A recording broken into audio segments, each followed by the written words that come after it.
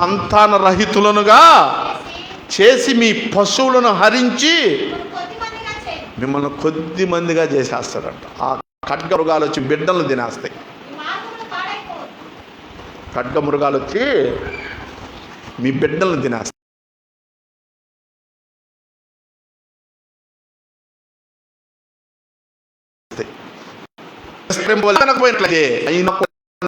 ఉన్న మాట వినకపోయినట్లయితే వస్తున్నాను చూడండి.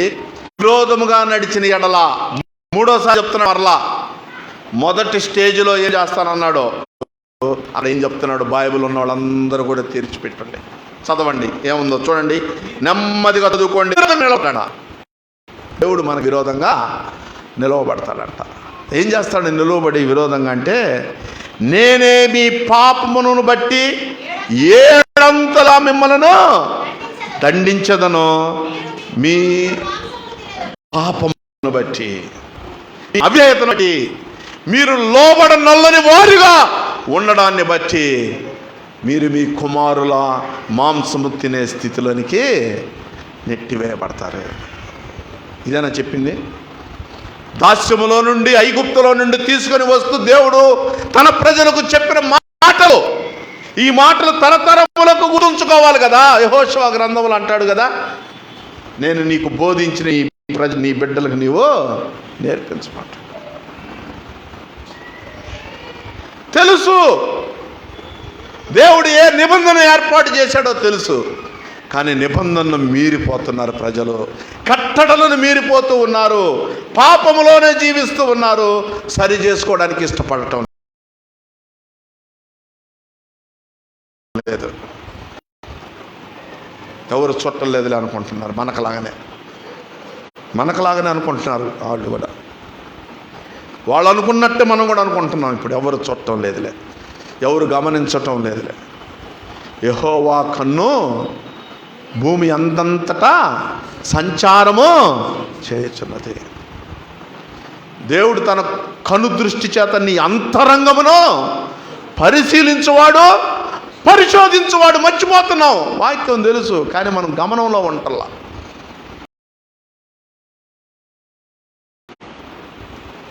దేవుడు తెలియజేశాడు.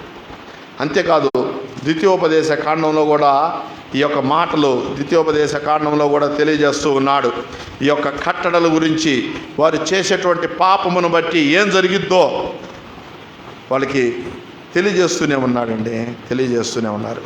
కానీ వాళ్ళు మాత్రం వినడంలా. 28వ అధ్యాయము 53వ వచనం నుండి 57వ వచనం గమనించినట్లయితే, ద్వితీయోపదేశ కాండము 28వ అధ్యాయము 53 నుంచి 57 వరకు ఉన్న చూసినట్లయితే, అప్పుడు ముట్టడిలోనూ నీ శత్రువులు నిన్ను పెట్టు ఇబ్బందిలోనూ నీ గర్భఫలమును అనగా నీ దేవుడు యెహోవా నీకిచ్చిన నీ కుమారుల యొక్కయు నీ కుమార్తెల యొక్క మాంసమును నీవు తిందువు.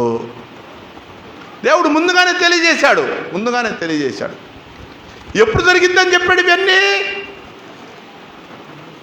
ఎప్పుడు జరుగుతాయి? ఇవన్నీ నీవు ఆయన మాటలను మీరినప్పుడు, నువ్వు పాపములో ఉన్నప్పుడు, ఆజ్ఞలను గైకొనడానికి నీకు ఇష్టమైన మనస్సు నీకు లేనప్పుడు నువ్వు ఈ స్థితిలోనికి నెట్టివేయబడతావు.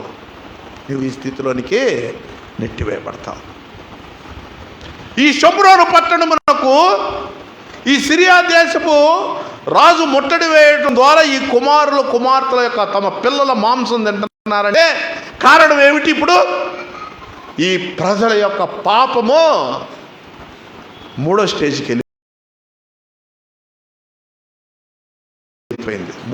వెళ్ళిపోయింది. దేవుడు ఇక ఓర్చుకోలేనంతగా, సహింపలేనంతగా ఈ ప్రజల పాపము ప్రజ్వరిల్లిపోయిందండి. విగ్రహారాధన ఎక్కువైపోయింది. ఉన్నత స్థలముల్లో వారు విగ్రహాలు పెట్టుకుంటున్నారండి. ఎట్టి పరిస్థితుల్లో నెట్టివేయబడ్డారు చూడండి. తమ పాపము ద్వారా ఎన్ని కష్టాలు తెచ్చుకుంటున్నారో చూడండి.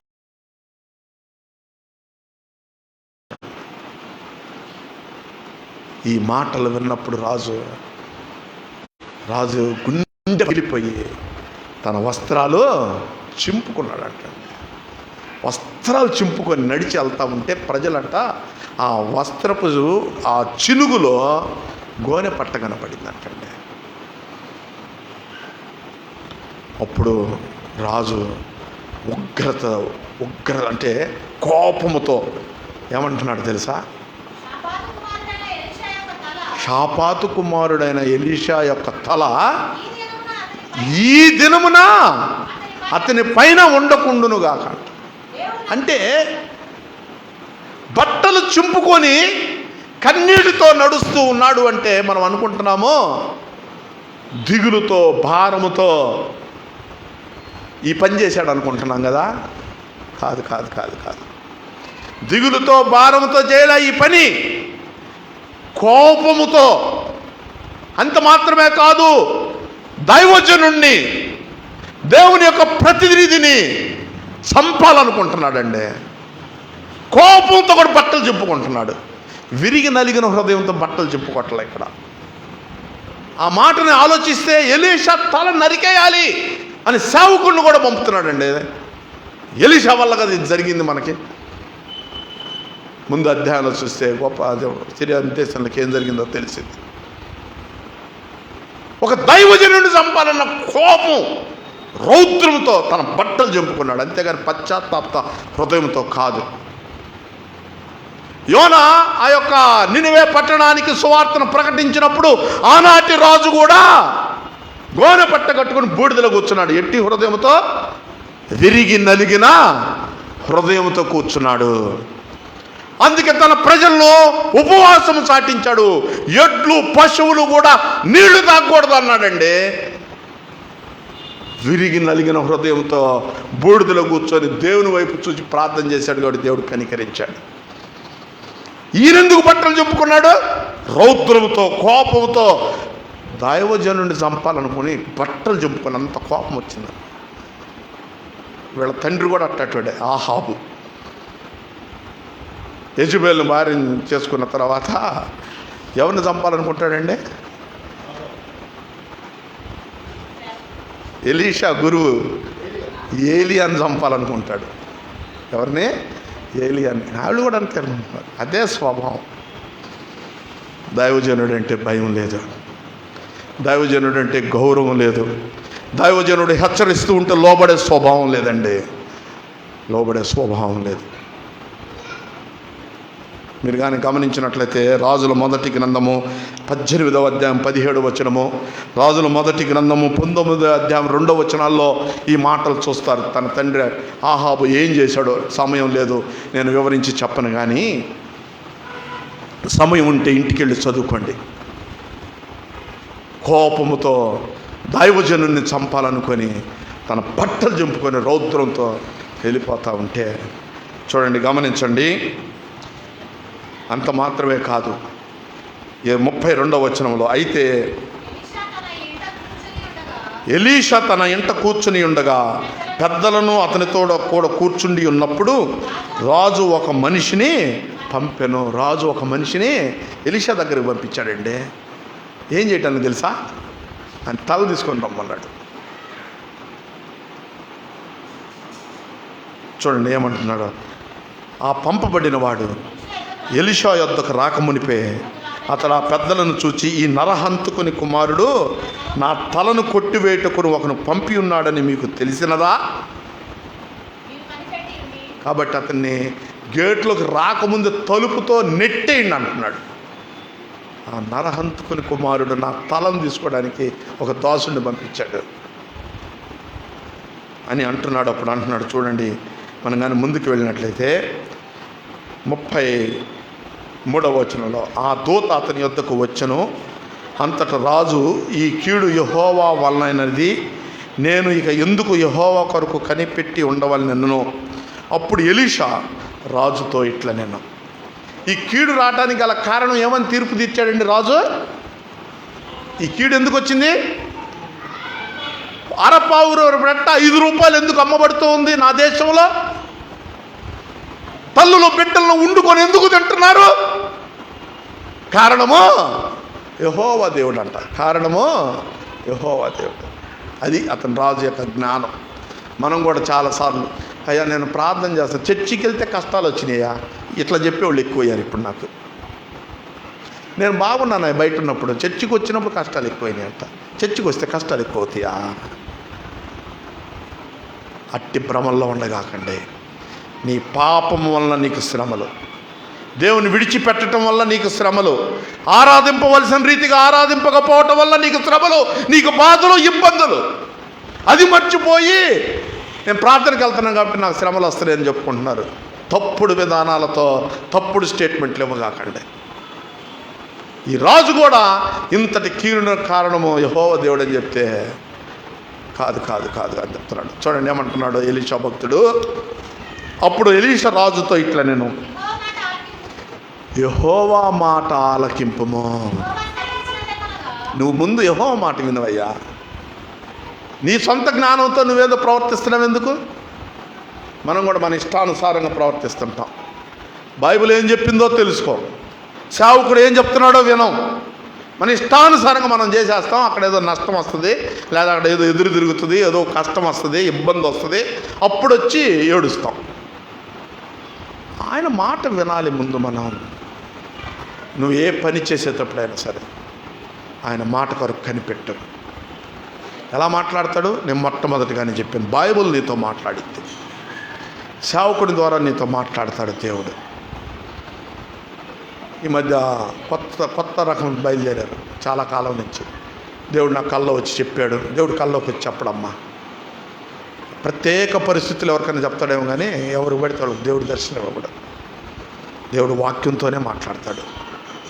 దేవుడు వాక్యంతోనే మాట్లాడతాడు చాలా సులువుగా. ఆ పరిశుద్ధ దేవుడు ప్రతిసారి గంటకు వచ్చి నీకు చెప్తాడా?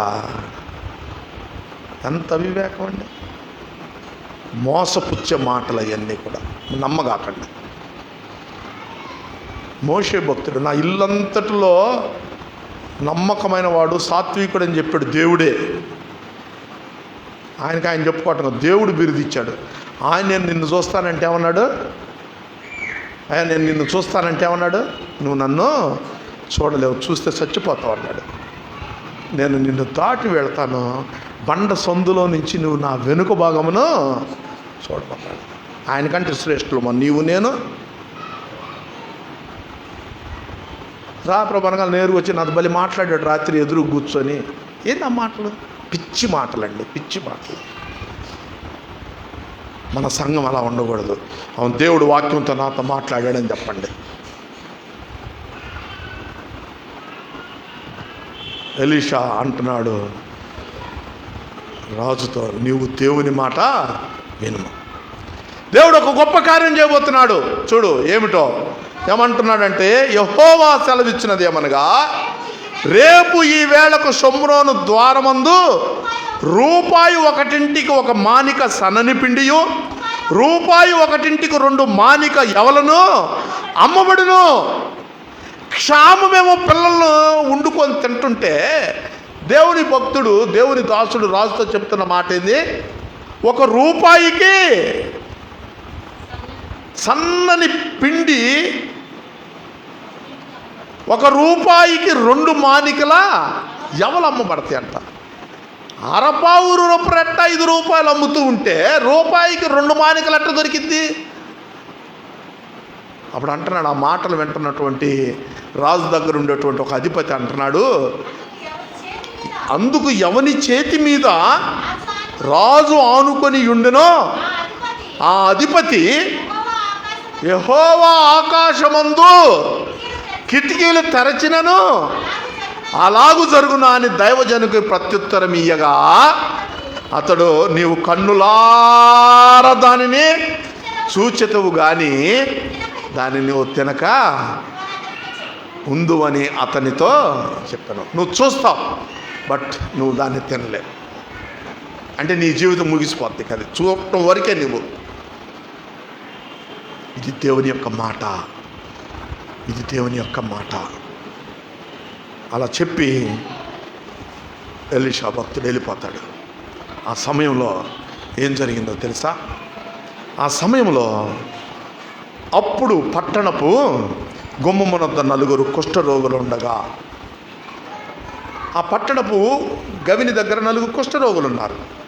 అంటే కుష్ఠరోగులు సమాజ మందిరంలో ఉండడానికి లేదు, సమాజంలో కూడా ఉండడానికి లేదు. ఆనాటి కట్టడి ఏంటంటే కుష్ఠరోగులు ఊరు బయట ఉండాలి. ఎవరైనా తమ బంధువులకు కుష్ఠరోగం వస్తే వారు ఒక దూర ప్రాంతం లోయలోనో ఎక్కడ ఉంటే ఆహారం విడిచిపెట్టేవాళ్ళు. వాడిని తాకిన వాడు అపవిత్రుడు అవుతాడు. కాబట్టి తాకను కూడా తాకరు. దూరం నుంచి మనం కూడా దూరం కరోనా పేషెంట్కి వెళ్ళి దగ్గరకు పోయి ఇస్తున్నామా, ఫోన్ చేసి ఇంటి దగ్గర పెట్టి వెళ్ళిపోతాం. ఎందుకంటే తాకితే మనకు వస్తుందని. అప్పుడు కుష్ఠరోగం ముట్టినవాడు అపవిత్రుడు కాబట్టి వాళ్ళకి ఆహారం కావాలి కాబట్టి విడిచిపెట్టేవాళ్ళు. వాళ్ళు ఊరి చివరున్నారు. ఈ 4 కుష్ఠరోగులు మాట్లాడుకుంటున్నారు. ఏమని మాట్లాడుకుంటున్నారు? పట్టణంలో క్షామం ఉన్నది, వారికే ఆహారం లేదు, ఇంక మనకేం పెడతారు? కాబట్టి ఆహారం లేక ఎంతకాలం ఉంటాం మనం ఇక్కడ? ఒకవేళ ఆహారం లేకుండా ఉండి చచ్చిపోతాం, ఇక్కడుండి చచ్చిపోతాం. కానీ సిరియన్ల దండు అక్కడ ఉన్నది కదా, అక్కడ సమృద్ధి అయిన ఆహారం ఉన్నది, అక్కడ సమృద్ధి అయిన ఆహారము ఉన్నది. మనం అక్కడికి వెళదాం. ఒకవేళ వాళ్ళు బ్రతకనిస్తే బ్రతుకుతాం, చంపేస్తే మనం ఇశ్రాయేలీలు కాబట్టి ఒకవేళ చంపారనుకో చచ్చిపోదాం. ఇక్కడున్నా చచ్చిపోతాం. కానీ అక్కడ చచ్చిపోయేక ముందు ఒక ఛాన్స్ ఉంది. ఏంటి ఆ ఛాన్స్? వాళ్ళు బ్రతకనిస్తే, వాళ్ళు ఆహారం ఇస్తే ఆహారం తిని మనం బ్రతుకుతాం. ఇక్కడ చచ్చిపోయే బదులు ఒక ప్రయత్నం చేయటం మంచిది కదా. మరి ఇక్కడ ఉండే చచ్చిపోయే బదులు ఒక ప్రయత్నం చేసి చచ్చిపోవటం మంచిదే కదా అని మాట్లాడుతూ ఉంటే 4 ఓకే మంచిదే మంచిదే కరెక్టే అందరూ కూడా ఒక తీర్మానానికి వచ్చారు. నిజమే. చూడండి, వాక్యంలోనే ఉంది. నేను సొంత మాటలు చెప్పటం లేదు, నేను సొంత మాటలు ఇష్టపడను. చూడండి ఏముంది వాక్యంలో. 4వ వచనం, 7వ అధ్యాయము 4వ వచనంలో, పట్టణమును లోనికి పోదుమనుకుంటే మా పట్టణమందు క్షామమున్నది, అచ్చట చచ్చిపోదుము. ఇచ్చట ఊరక కూర్చునను ఇచ్చటను చచ్చిపోదుము. పదండి, సిరియన్ల దండుపేటలోనికి పోదుము రండి. వారు మనను బ్రతుకనిచ్చినా బ్రతుకుదుము, మనను చంపినా చంపుతుము అని చెప్పుకొని సంధ్య చీకటి యందు సిరియన్ల దండుపేటలోనికి పోవాలని లేచి సిరియన్ల దండు వెలుపలి భాగం దగ్గర రాగా అచ్చట ఎవరునో కనబడకపోయిరి. దేవుడు తన దాసుని ద్వారా ఏదైతే చెప్పాడో, ఏదైతే ఉటంకించాడో దాన్ని నెరవేర్చుకోవడానికి దేవుడు ఎవరిని వాడుకుంటున్నాడో తెలుసా? కుష్ఠరోగుల్లో వాడుకుంటున్నారు. సిరియన్ల దండుకు భయపడి గవిని తలుపులు వేసుకొని లో నుండి బిడ్డలను వండుకొని తింటున్నారు, కానీ వారితో యుద్ధం చేయలేకపోతున్నారు. కానీ 4 కుష్ఠరోగులు మాట్లాడుకు తీర్మానం చేసుకుని వెళుతూ ఉంటే వారు సిరియన్ల దండు దగ్గరికి వెళ్ళేకి ఖాళీగా ఉండే అంట గుడారాలన్నీ. ఎందుకు గుడారాలు ఖాళీగా ఉండేయో తెలుసా? ఈ 4 పెందల కడ లేచి నడుస్తూ వస్తూ ఉంటే సిరియన్లకి ఎలా వినపడిందంటే గొప్ప గుర్రపు సమూహము, అంటే రథములతో వచ్చేటువంటి సమూహపు శబ్దం లాగా వినపడిందంట. వాక్యంలో చూడండి ఏముందో. 7వ అధ్యాయము 6వ వచనాన్ని చదువుతూ ఉన్నాను. రాజుల 2వ గ్రంథము 7వ అధ్యాయము 6వ వచనము. యెహోవా రథముల ధ్వనియు గుర్రముల ధ్వనియు గొప్ప సమూహపు ధ్వనియు సిరియన్ల దండునకు వినబడినట్లు చేయగా వారు మన మీదకు వచ్చుటకై ఇశ్రాయేలు రాజు హిత్తీయుల రాజులకు ఐగుప్తీయుల రాజులకు బత్తిమిచ్చి ఉన్నాడని సిరియన్లు ఒకరితో ఒకరు చెప్పుకొని లేచి తమ గుడారములోనైనను గుర్రములోనైనను గాడిదలనైనా దండుపేటలో ఉన్న వాటి ఏదియో తీసుకొనకయే తమ ప్రాణములు రక్షించుకొని చాలుననుకొని సంధ్య చీకటిని ఉన్నట్టుగా పేట విడిచి పారిపోయారంటండి. వీళ్ళు ఎప్పుడు బయలుదేరారు? కుష్ఠరోగులు ఎప్పుడు బయలుదేరారు? సంధ్య చీకటిలో బయలుదేరారు వీళ్ళు కూడా. ఈ సంధ్య చీకటిలో వీళ్ళు ఇక్కడ బయలుదేరితే సంధ్య చీకటిలో వాళ్ళకి ఏమైనా వినపడింది? గుర్రముల ధ్వని, రథముల ధ్వని, సమూహపు ధ్వని. అంత మాత్రమే కాదు, ఈ యొక్క ఇశ్రాయేల్ దేశపు రాజు ఐగుప్తు రాజును హిత్తీయులను కలుపుకొని వారందరూ కలిసి మన మీదకి వస్తున్నారు. ఎంత భయపడిపోయారండి. వాళ్ళు గుర్రాన్ని తీసుకోలేదు, గాడిదని తీసుకోలేదు, ఆ పేటలో ఆ యొక్క గుడారంలో ఉన్న ఏది తీసుకోకుండా ప్రాణముతో బ్రతికితే చాలని పరిగెట్టిపోతున్నారండి. ఎంతమంది నడిచి వస్తున్నారండి? ఎంతమంది నడిచి వస్తున్నారండి? 4 యోధులా? 4 బలవంతులా? ఎవరండి ఆ 4? కుష్ఠరోగులు 4 వస్తుంటే దేవుడు వారికి ఎటువంటి సౌండ్ వినిపించాడండి? రథముల ధ్వని వినిపించాడు. నీవు ఊహించలేవు. దేవుడు నీ జీవితాలు అద్భుతాలు చేసేటం మొదలు పెడితే నీకు తెలియనంతగా జరుగుతుంది తెలుసా. ఎటు నుండి సహాయం వచ్చిందో కూడా నీకు తెలియదు. అంతే. నువ్వు కోరుకున్న పద్ధతిలో, నువ్వు అనుకున్న రీతిగా, నువ్వు ఎదురు చూసేటట్టుగా దేవుడు చేయడు. దేవుడు చేయటం మొదలుపెట్టి అద్భుతాలు జరుగుతాయండి. బలహీనమైన వారినే వాడుకునేది. నువ్వు రాజుల వైపు చూస్తున్నావు కదా, నువ్వు సహాయం కొరకు అధికారుల వైపు చూస్తున్నావు కదా, వాళ్ళ వల్ల ప్రయోజనం లేదు. దేవుడు నీ పట్ల జాలి కలిగి ఉంటే, దేవుడు నీ పట్ల కనికరము కలిగి ఉంటే, దేవుని దృష్టికి నువ్వు అనుకూలంగా ఉంటే, నీ ప్రవర్తన దేవునికి ఇష్టంగా ఉంటే, దేవుడు బలహీనుల ద్వారా కూడా గొప్ప కార్యాలు జరిగిస్తాడండి. 4 కుష్ఠరోగులు నడుస్తూ ఉంటే మహా సైన్యంలాగా ఉందంటండి. భయపడిపోయి ప్రాణాలు దక్కితే బాగుండని పరిగెత్తి 25 కిలోమీటర్లు పరిగెత్తారంట వాళ్ళు. ఈ కుష్ఠరోగులు వచ్చారు. మొట్టమొదటి ఏం చేశారు తెలుసా? కడుపు నిండా అన్నం తిన్నారు. కడుపు నిండా అన్నం ఆకలి తీరిపోయిన తర్వాత వాడు గుడారాల వైపు చూశారంట. గుడారాల వైపు చూస్తే ఏముందో తెలుసా? చూడండి ఏముందో, చూడండి ఏముందో. నా మాటలు ఎందుకు కానీ చూడండి ఏముందో.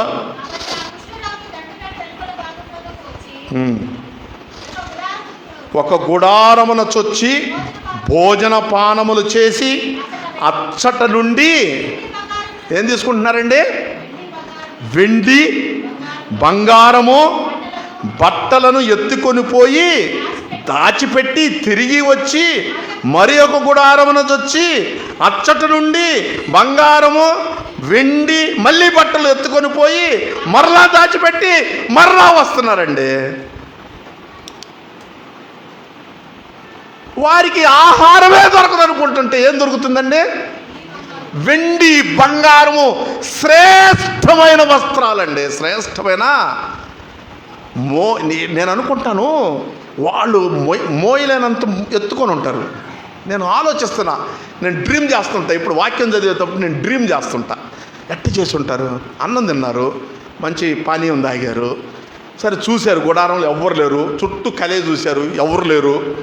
ఇక సంచులు తీసుకున్నారు, బంగారం నింపుకున్నారు, వెండి నింపుకున్నారు, బట్టలు. అరే ఈ బట్టలన్నీ పాడైపోయినాయి, చండాల వాసన వస్తుంది, లాభం లేదనుకున్నారు. శ్రేష్టమైన బట్టలు తీసుకున్నారు. నేను అనుకుంటాం మోయగలిగినంత ఎత్తుకొని ఉంటారు. ఊరకు దొరికిద్దంటే మనం సామాన్యులం కాదు కదా. మోయగలిగినంత అసలు బాగా ఎత్తుకొని తీసుకెళ్ళి ఎంతో కష్టపడి మళ్ళీ దాచిపెట్టుకొని మరలా గబగబ వచ్చారు. మరలా ఇంకో గుడారంలోకి వెళ్ళారు. ఆ గుడారం అంతా లూటీ చేశారు. మళ్ళీ అంతా తీసుకెళ్ళి మళ్ళీ దాచిపెట్టారు. అప్పుడు వాళ్ళకు ఒక ఆలోచన వచ్చింది. ఏమిటంటే, అరే ఇన్నాళ్ళు మనల్ని పోషించారు కదా, మనం ఊరికి అవినవుతుంటే, మనం ఆహారం లేక చచ్చిపోయే పరిస్థితుల్లో, నడవలేని పరిస్థితుల్లో ఇక్కడికి వస్తే దేవుడు సమృద్ధినిచ్చాడు కదా. వాళ్ళు అనుకుంటున్నారు మనము చేయుచున్న పని మంచిది కాదు, మనం చేయుచున్న పని మంచిది కాదు. ఎందుకంటే ఎంతో పట్టణంలో ఆహారం లేక బిడ్డలు వండుకొని తింటున్నారే.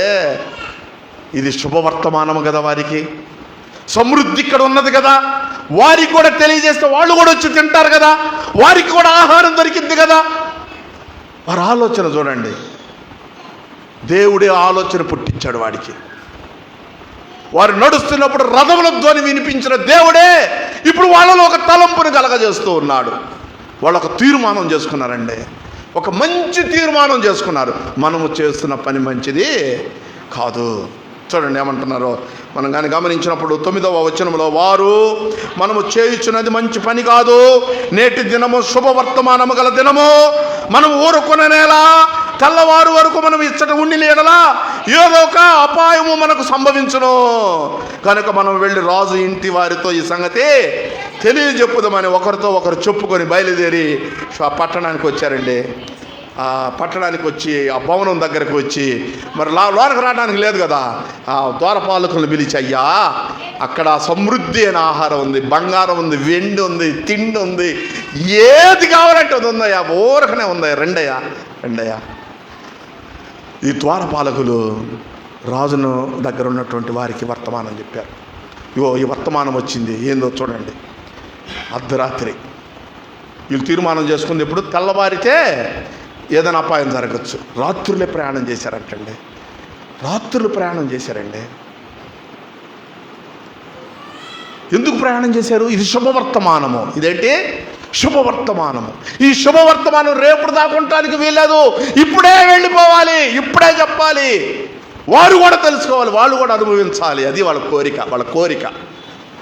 ఈ శుభవర్తమానాన్ని తీసుకొని వెళ్తే ఆ ద్వారపాలకులకు చెప్తే, వారు రాజు పరివారికి చెప్తే, రాజు దగ్గరికి సమాచారం వెళ్తే రాజు ఏం చేస్తున్నాడంటే తన సైన్యాధిపతులు పిలుస్తున్నాడు. రాత్రుల్లో పిలుస్తున్నాడు. ఒక సమావేశం ఏర్పాటు చేశాడు. ఆ సమావేశంలో ఒక తీర్మానం చేస్తున్నాడు. ఏమని చెప్తున్నాడు? రాజు తలం పైన తెలుసా? చూసారా మనం ఆకలితో ఉన్నామని వాళ్ళు అక్కడ ఆహారం పెట్టి చాటును మాటుగా ఉన్నారు, మనం కానీ వెళ్తే సజీవులుగానే మనల్ని పట్టుకోవచ్చని కుయుక్తి పన్నారు. ఎంత మోసం చేస్తున్నారు చూసారా? సైన్యాధిపతులతో మాట్లాడుతూ ఉంటే వాళ్ళల్లో ఉన్న ఒక సైన్యాధిపతి ఒక మంచి మాట అన్నాడు. రాజు మాటకి ఎవరైనా ఎదురు చెప్తారా? రాజు ఒక తీర్మానం చేసినాక ఎవరైనా ఇంకోటి చెప్పగలరా? అవును, కరెక్టే అంటాం. మనం ఏమంటాం? కరెక్టే అంటాం. మంచి కూడా చెప్పలేము. ఒక్కోసారి మనం మోగదయం పట్టేసిద్ది మనకి, మంచి కూడా చెప్పం. ఒక సైన్యాధికారి అంటున్నాడు, అయ్యా రాజుగారు, యజమానుడా, ఇక్కడ ఎంతోమంది చచ్చిపోతున్నారు ఆకలికి. ఒక 5 చచ్చిపోతే ఏమన్నా తక్కువైద్దా? ఒక 5 చచ్చిపోతే ఏం పర్లేదు కదా. కాబట్టి ఒక వర్తమానం వచ్చింది కదా, పంపించయ్యా. రాజు ఇద్దరిని పంపిస్తున్నాడు. 5 చచ్చిపోతే నా ప్రజలు ఇంకా ఇదైపోతారు. ఇద్దరిని సిద్ధం చేశాడండి. 2 రథములకు 2 గుర్రాలే కట్టాడు. పంపిస్తున్నాడు. పోయి చూసిరండి ఏం జరిగిందో చూసిరండి. అర్ధరాత్రి బయలుదేరి వెళ్ళి ఆ రథముల మీద వెళ్ళి ఆ దొండుపేటలోకి వెళ్తే ఏమీ లేదు. దొండుపేటలో ఎవ్వరు లేరు. వాళ్ళకి ఆశ్చర్యం వేసింది. వాళ్ళు ఆశ్చర్యపడి వెంటనే మరి పరుగును మరలా వెనక్కి వచ్చారు. మళ్ళీ రాజుకి చెప్తున్నారు, అయ్యా నిజమేనయ్యా, ఎవ్వరు లేరయ్యా. వాళ్ళు నేను చాలా దూరం చూస్తే ఆ దారి పొడుగున ఏంది వాళ్ళ వస్త్రాలు పడేసి ఉండేయ్యా, వాళ్ళు చాలా పడేసుకుంటానే వెళ్ళిపోయారయ్యా. చూడండి వాక్యంలో ఏముందో చూడండి.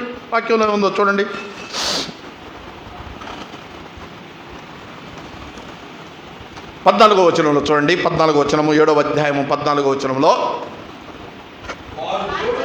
వారు జోడు రథములను వాటి గుర్రములను తీసుకొనగా సిరియన్ల సైన్యము వెనకపోయి చూచిరండి అని రాజు వారికి సెలవిచ్చి పంపెను.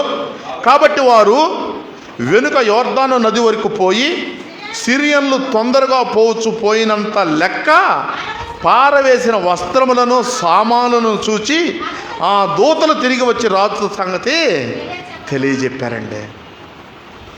అవునయ్యా, నిజమేనయ్యా. వాళ్ళు 25 కిలోమీటర్లు వస్త్రాలు ఉండే సామాగ్రి పడేసుకున్నారు. ఈ అన్నీ 25 కిలోమీటర్లు ఉందయ్యా.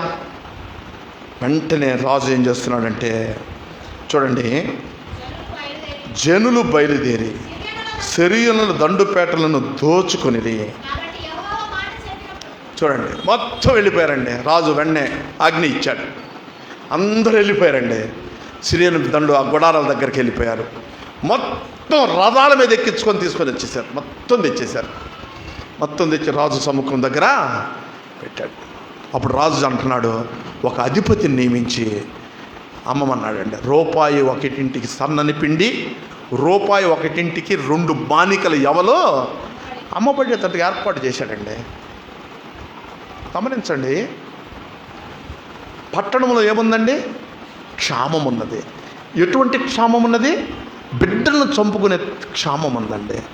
అరపావు రూపాయలు 5 రూపాయలకు అమ్ముతున్నారండి. రూపాయికి ఇన్ని దొరుకుతుంటే లైన్లో వచ్చి తీసుకోమంటే తీసుకుంటారా? నీళ్లు లేవు, ఒక వారం రోజులు మన ఏరియాకి నీళ్లు రాలా, మున్సిపల్ ట్యాంక్ పంపించింది అనుకో, అమ్మ బిందె తెచ్చుకొని అందరు వరుసలో పట్టుకోండి అంటే అందరు వరుసలో వెళ్తారు మనోళ్ళు. ఎట్లుంటుంది? మీరు చూసారో లేదో కానీ నేను నీటి సమస్య చాలా చూసా. ఎన్ని తగాదాలండి. బిందెలతో కొట్టుకొని నీళ్ళన్నీ కిందన్న పారపోస్తారు కానీ క్రమంగా మాత్రం పట్టుకోరు. నేను అనుకోవటం అలానే జరిగింది ఏడు కూడా. ఈ అధిపతి ఎంత కంట్రోల్ చేసినా కుదరట్లేదు. ఆఖరికి వాళ్ళందరూ కలిసి ఎవరిని తొక్కేశారు? అధిపతిని తొక్కేస్తే చచ్చిపోయాడండి, ప్రజలు తొక్కేస్తే. అట్లా సమృద్ధిగా దేవుని మాట నెరవేరిందండి.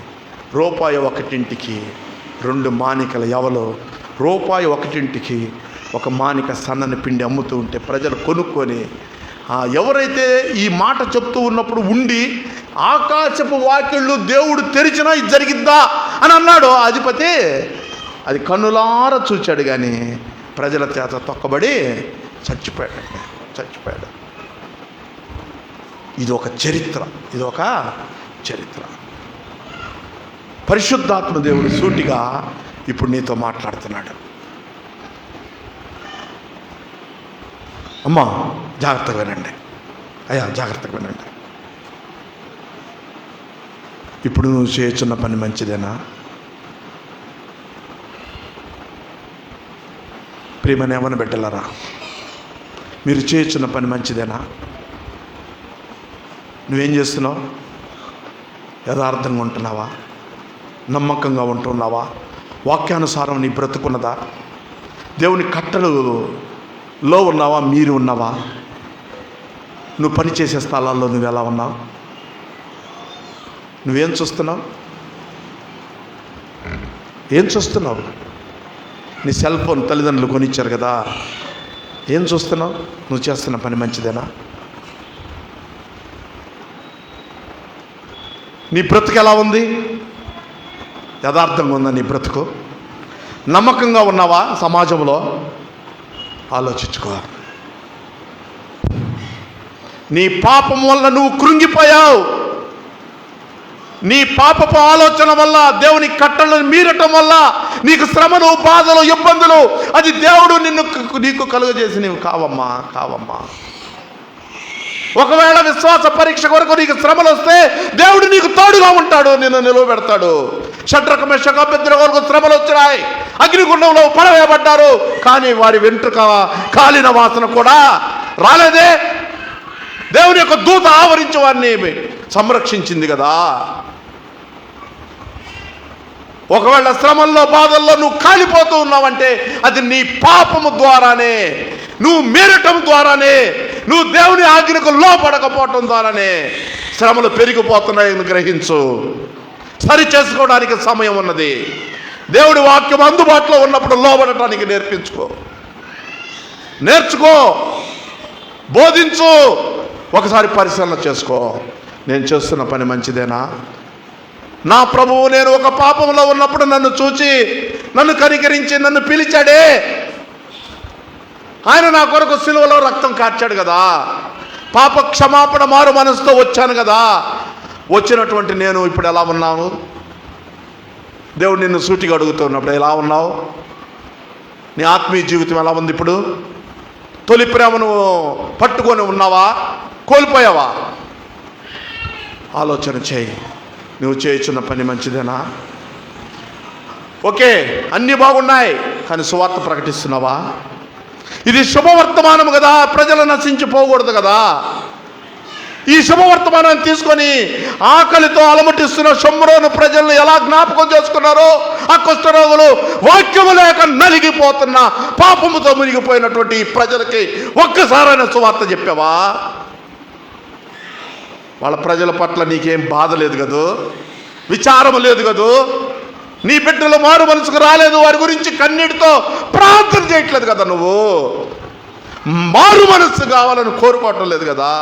ఈ శుభవర్తమానం వారి గుండెల్లో ఉండాలని నువ్వు అనుకోవటం లేదే. నువ్వు చేస్తున్న పని మంచిదేనా? నువ్వు బైబిల్ పట్టుకొని వచ్చి ఇక్కడ కూర్చొని నేర్చుకున్నంత మాత్రమే దేవుడికి నీ పట్ల సంతోషం లేదు తెలుసా. ఈ శుభవర్తమానం నువ్వు అందిస్తేనే, ఈ పరలోక రాజ్య వారసులుగా ఈ లోకంలో పాపముతో మునిగిపోయే వారిని బయటకు తేగలిగితేనే దేవుడు నిన్ను బట్టి సంతోషిస్తాడు, నీకు జీవ కిరీటం అందిస్తాడు. ఒక దినాన తీర్పు దినాన మనము పరలోక రాజ్య వారసులుగా తీర్పు తీర్చబడినప్పుడు నీకు జీవ కిరీటం కావాలి అంటే నువ్వు ఒక్క ఆత్మనైనా రక్షించాలి. ఒక్క ఆత్మను కూడా ప్రభు కొరకు సంపాదించకుండా ఈ లోకయాత్ర ముగిచ్చేస్తే ఏం ప్రయోజనం? కుష్ఠరోగులు ధైర్యం చేశారు కదా, ఇది శుభవర్తమానము ఆకలి దప్పులు ఉన్న వారికి తీసుకువెళ్ళాలని. వాక్యం లేక నశించిపోతున్న నీ చుట్టూ బంధువులు ప్రజలు ఎంతమంది ఉన్నారు? ఒక్కసారి సువార్త చెప్పావా? పరిశుద్ధాత్మ దేవుడు సూటిగా అడుగుతున్నాడు, నీతో పాటు నన్ను కూడా ప్రశ్నిస్తున్నాడు. సమృద్ధిగా తినడం, సమృద్ధిగా సంపాదించుకోవటం అంత మాత్రమే వాళ్ళు చేయదా? కుష్ఠరోగులు తిన్నారు, దాచుకున్నారు, వచ్చారు, మరలా దాచుకున్నారు, వచ్చారు. కానీ ఆకలి దప్పుల వారిని కూడా చూశారు కదా. నువ్వు చూస్తున్నావా? నువ్వు అనుకుంటావు నేనేమి వాక్యం రాదు, నేను చెప్పలేను అనుకుంటున్నావు కదా. చెప్పగలిగాను అనేక చేతులు బలపరచు, సంఘాన్ని బలపరచు, సేవకుడిని బలపరచు. సేవకుడే వెళ్ళి సువార్తను ప్రకటిస్తాడు. నువ్వు చేయలేని పని సేవకుని ద్వారా జరిగించు, నీకు కూడా ప్రతిఫలం ఉన్నది. యుద్ధములో ఉన్నవానికి, యుద్ధ సామాగ్రి దగ్గర కాపలా ఉన్నవానికి ఒకే జీతం, తెలుసు కదా. దావీదు ఏర్పాటు చేసిన నిబంధన ఏదో దానిలో పాలు పంపులు పొందు. సువార్తను చెప్పు, సువార్తను చెప్పడానికి సహకరించే సంఘానికి నీ చేతులు అడ్డు పెట్టి ఉంచు, బలపరచు. ఒకవేళ అటువంటి పని చేయకపోతే దేవుడి వర్తమానం నీకే, ఈ వర్తమానం నీకే. నువ్వు చేస్తున్న పని మంచిదా కాదో ఆలోచించుకో. నేను చెప్పను, ఒకరు నేరస్థాపన చేయవలసిన అవసరం లేదు. పరిశుద్ధాత్మదేవుడు నీలో కార్యము జరిగిస్తూ ఉంటే, నీతో మాట్లాడుతూ ఉంటే నీ జీవితాన్ని నువ్వే పరిశీలన చేసుకో. నేను చేస్తున్న పని మంచిదా కాదా? అవును అవును అవును. నాకు తెలిసిన ప్రజలు అనేక మంది ఉన్నారు సువార్త లేక. అవకాశం వచ్చినా నేను చెప్పలేకపోయాను. సిగ్గుపడు. దేవుడు అవకాశం ఇచ్చినప్పుడు సద్వినియోగం చేసుకో. సమృద్ధిగా లేనప్పుడు నువ్వేం చేయగలవు? ఈ కుష్ఠరోగులకి దొరకకపోతే వాళ్ళ ఆహారం పంచగలరా? తీసుకెళ్ళగలరా? వర్తమానం చెప్పగలరా? శుభవర్తమానంగా భావించగలరా? నింపబడుతున్నటువంటి నీవు, ఆత్మతో నింపబడుతున్నటువంటి నీవు, వాక్యంతో నింపబడుతున్నటువంటి నీవు, సంఘం ద్వారా పోషింపబడుతున్నటువంటి నీవు, ఈ వాక్యం లేని ప్రజలను కూడా దృష్టి పెట్టుకో, లక్ష్యం చేసుకో. ఇది శుభవర్తమానం తీసుకుని వెళ్ళు. ప్రభు అంటూ ఉన్నాడు, మీరు సర్వలోకమునకు వెళ్ళి సర్వ సృష్టికి సువార్తను ప్రకటించండి. ప్రేమైనటువంటి వాళ్ళారా, నువ్వు చేస్తున్న పని మంచిదో కాదో ఆలోచించుకో. అందరం తల్ల ఉంచుదాం, కళ్ళు మూసుకుందాం. అందరం తల్ల ఉంచుదాం, కళ్ళు మూసుకుందాం. అందరం తల్ల ఉంచుదాం, కళ్ళు మూసుకుందాం. మనం పరిశీలన చేసుకుందాం. మనం పరిశీలన చేసుకుందాం. నేను చేయుచున్న పని మంచిదా కాదా? నేను చేయుచున్న పని మంచిదా కాదా ఆలోచన చేద్దాం. నీ ద్వారా గొప్ప కార్యాలు జరిగించాలనుకుంటున్నాడు. అందరూ ఆలోచించండి. నేను చేయుచున్న పని మంచిదా కాదా? పరిశుద్ధాత్మ దేవుడు నీతో మాట్లాడితే నువ్వు ఒక తీర్మానం తీసుకో. అవును ప్రభువా, ఒక్క ఆత్మనైనా నేను రక్షిస్తాను, ఈ శుభవర్తమానాన్ని నేను తీసుకుని వెళ్తాను. ఈ లోకయాత్ర ముగిసేలోపు ఎవరో ఒకరికి నేను చెప్తాను, నువ్వు నా జీవితంలో చేసిన గొప్ప కార్యాల గురించి చెప్తాను. అందరం కూడా ఆ రీతిగానే తలలో వంచి కళ్ళు మూసుకొని ఉండగా మన మధ్య ఉన్నటువంటి రమేష్ గారు వచ్చి ప్రార్థన చేయవలసిందిగా కోరుతూ ఉన్నా.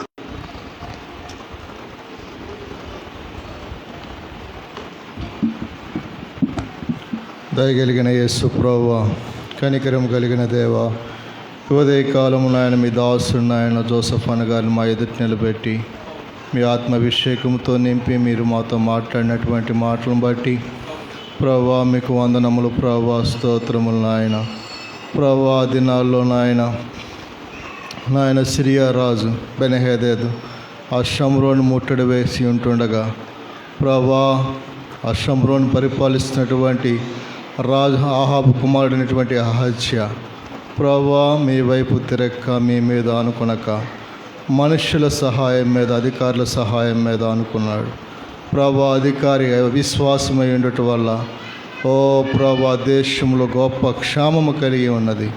ఎంత క్షేమం అంటే ప్రభా తమ పిల్లలు తాము వండుకునేటువంటి స్థితికి ప్రభా అటువంటి కష్టమైనటువంటి పరిస్థితులకు వారు వచ్చి ఉన్నప్పుడు ప్రభా మీ దాసుడును ప్రభా మరొకసారి ఎలీషాను ఆ స్థలంలో ఉంచి ప్రభా ఆ పట్టణ ప్రజల క్షేమము కొరకై, ఆ పట్టణ ప్రజల యొక్క క్షేమాన్ని తీర్చుటకై నాయన ఆ స్థలంలో ఉంచి మీ దాసుని మనవిని ఆలకించి ప్రభా రాజు యొక్క మనోనేత్రాలు మీరు తెరిచిన విధానాన్ని బట్టి స్తుతిస్తున్నాను. వందనాలు ప్రభా, స్తోత్రాలు నాయన. అదే రీతిగా ప్రభా మా ఎదుట మీరు ఇచ్చినటువంటి ఆ 9 కుష్ఠరోగులను బట్టి స్తుతిస్తున్నాను. వారికి ఇచ్చిన మంచి మనసును బట్టి స్తుతిస్తున్నాను ప్రభా. ఆ యొక్క శుభవర్తమానము రాత్రి వెళ్ళి ప్రభా నాయన రాజుకును ప్రభా నాయన ప్రజలకు అందరికీ తెలియపరిచారు. మీకు వందనాలు. అట్టి మనసును మేము కలిగి ఉండాలి ప్రభా. నిన్నవలే నీ పొరుగు వారిని ప్రేమించండి మీరు మాకు సెలవిచ్చి ఉన్నారు ప్రభా. మనుషులు మాకు ఏమి చేయగోరుదురో మేము కూడా మనుషులకు అట్టివే చేయుటకు మాకు సహాయం చేయండి ప్రభా. కనికరము చూపండి నాయన. మా పొరుగు వారిని ప్రేమించే మనసును మాకు దయచేయండి ప్రభా. మీరు ఇచ్చినటువంటి రక్షణ సువార్తను అనేక మంది తెలియపరిచేటువంటి వారుగా మేము ఉండటకు సహాయం చేయండి. మా కుటుంబాల్లో మేము సాక్షులుగా ఉండటకు సహాయం చేయండి ప్రభా. మేము పనిచేసే చోట్ల మీ కొరకు సాక్షులుగా ఉండటకు సహాయం చేయండి. మీరు ఇస్తున్నటువంటి ఆయుష్ దినాల్లో కొందరినైనా ప్రభా క్రీస్తు వైపు తిరుపుటకు దేవా మాకు సహాయం చేయమని, ఈ మాటలు మా ఆత్మీయ జీవితములకు మేలుకరంగా దీవెనకరంగా చేయమని యేసు నామమున వేడుకొని ప్రార్థిస్తున్నాము తండ్రి. ఆమేన్.